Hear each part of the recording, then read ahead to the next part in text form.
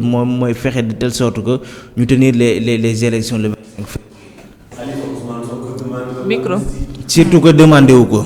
surtout loolu. Ousmane Sonko demandé wul amnistie. te Ousmane Sonko bëggul amnistie. te Ousmane Sonko bokkul ci fee yi tax ñuy demandé amnistie. diffamation lañ ko tuumaal ak détournement de mineur. yenn yi ci des muy tuuma yu bàyyi ko ci procureur. moo ko exposé ci kanamu média bi. après boobu ba léegi ñu ngi toog di ko xaar topp yooyu. am na média yoo xam ne tey bi ñu xëyee dañoo bàyyi détournement de mineur bi dañoo bàyyi diffamation bi dañoo dem ci accusation procureur wala chef d'inculpation yu procureur yi mu tegoon ci kaw Ousmane Sonko. muy jéem a daaneel nguur muy jéem a yànqal nguur.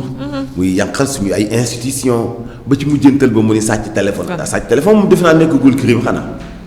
sàcc téléphone nekkagul crime de kon dëkk bi ay criminel lañ. xam naa li ñuy xëy ci sàcc téléphone ci bari na comprendre nga. am na médias yoo xam ci loolu dong la ñu xëy tey. les 7 chefs d'inculpation yi ñu tegoon ci kaw Ousmane Sonko. que bu fekkee am na ci yoo xam ne dañu ko criminaliser Ousmane Sonko kon dafa war a profité wu ci loi amnistie pour mën ci bénéficier wu. c'est pas vrai Ousmane Sonko nag mooy fi mu mooy te maa ngi koy alerter. ne teel a wax ñi koy waxal El Hadj Malick Ndiaye. ñu teel a wax sénégalais ce qui se passe.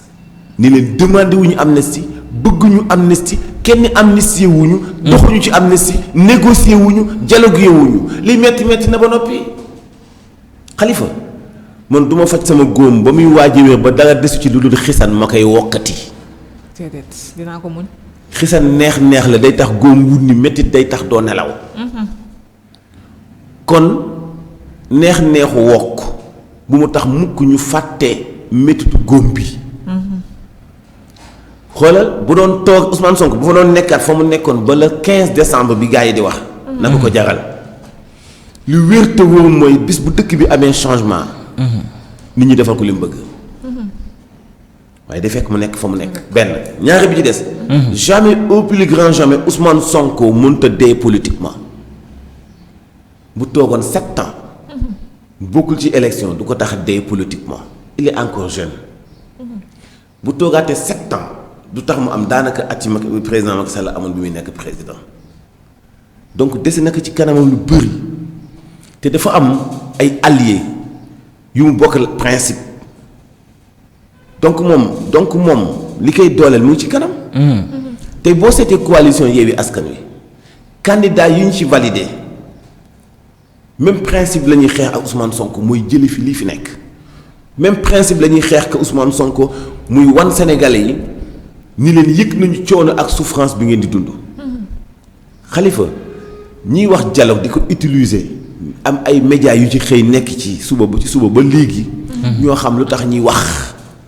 parce que fi nekk nii il cherche à charger Ousmane Sonko parce que bu ñu nee Ousmane Sonko nangu na amnistie ñu commencé li ñu doon bañal Khalifa Sall.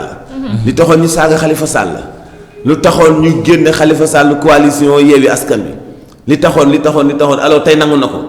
alors bu nangoo kon mooy wane ni accordé na tuuma yi tegoon ci kawam ndoddam kon da doon def pexe daaneel nguur. kon daf bokkoon ci organisation terrorisme. kon dafa def nii. yooyu yépp nag am na médias yu commencé xaat di ko jouer. waaw am na ñu commencé di ko jouer kon na fexe ba bu mu ko nangu na jël ay responsabilités parce que tolluñu foofu. gis nga xale yi dee wuñu ci loxo Ousmane Sonko. gis nga crime yi ñu dajale dem reeteeti ko ci CPI. loxo Ousmane Sonko nekku ci. loxo yi ñeneen ak nekk photo yi ñeneen taxawaayu ñeneen gouvernance ñeneen.